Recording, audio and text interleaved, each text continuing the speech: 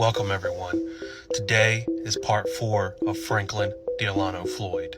Now, as we spoke last time, Sandra had come home to all of her possessions gone and her children missing.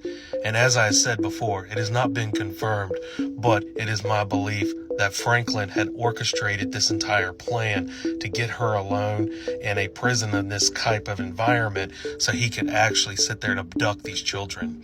And while this was going on with Sandra, Franklin, under the guise of Brandon, had sat there and went and put Allison and Philip in different orphanages, and then took Suzanne and he hightailed it over to different places, drifting from place to place. Now, in 1974, Franklin, who had dropped the name Brandon, started going by the name Trenton Davis, and he actually started calling Susan Savacas Susan Davis, and started telling people that he was a single father whose mother had passed away, and he surprisingly put Susan in schools. Now, a lot of people who had met Susan didn't really think anything was off. To a lot of her teachers, she just seemed very happy, very bubbly. A lot of teachers throughout her life would say that she was incredibly smart. But it wasn't until people started taking a deeper look inside of Susan and Franklin's life, started realizing there was things going on that was not okay. Now, in this photo that I've been using, it was taken right around the time that Franklin had abducted Susan. And as I've said before, the photo is incredibly haunting. Because if you look at Susan's face, you can just see the amount of sadness on her face.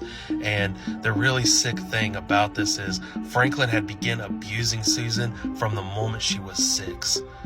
Putting her in very inappropriate clothes and making her pose in very inappropriate poses to take photos.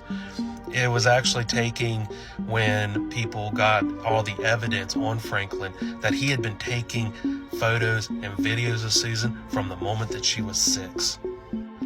And one day the babysitter had decided to take it to the authorities about the inappropriate stuff that was going on that Franklin was displaying around Susan. For example, he would be caught touching her very inappropriately or kissing her on the mouth.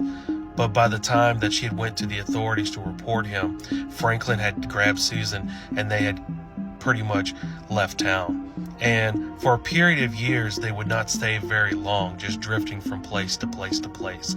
It wasn't until they got to Atlanta, Georgia, that they stayed the longest.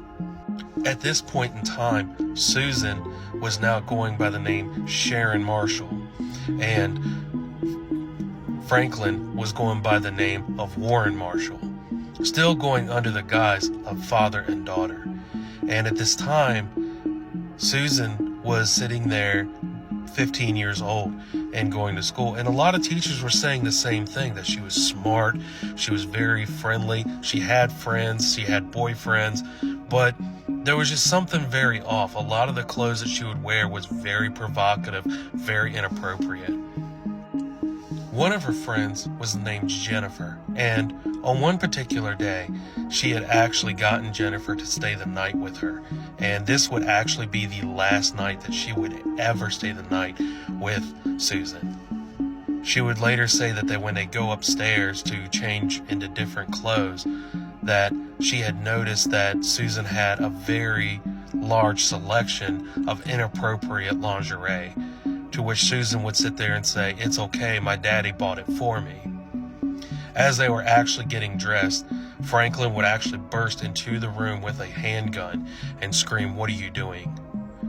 Now, mind you, the girls were completely undressed at this time.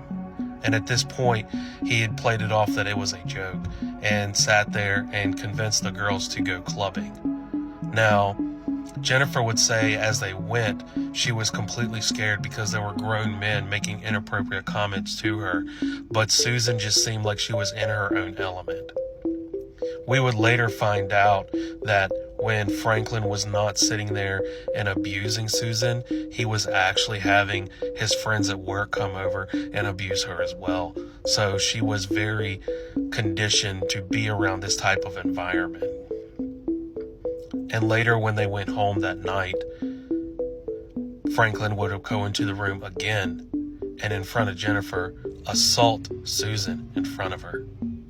After it was said and done, Susan got up and hugged Jennifer and would tell her, "It's okay, I'm okay, you're okay."